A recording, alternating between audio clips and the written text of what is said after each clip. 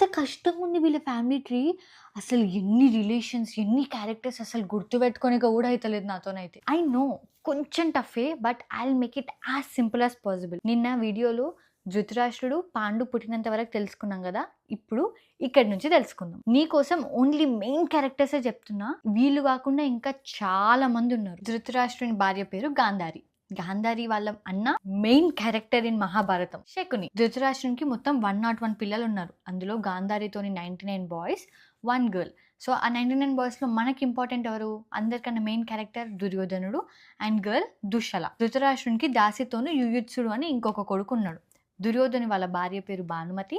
భానుమతికి 2 పిల్లలు, లక్ష్మణ కుమారుడు, లక్ష్మణ. లక్ష్మణకి సాంబ అనే అబ్బాయితోని పెళ్ళయింది. ఆ సాంబ ఎవరు?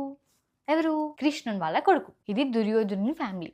రేపు పాండురాజు ఫ్యామిలీ గురించి తెలుసుకుందాం. దుర్యోధని కూతురు పేరేందో కామెంట్స్‌లో చెప్పండి. జై శ్రీకృష్ణ.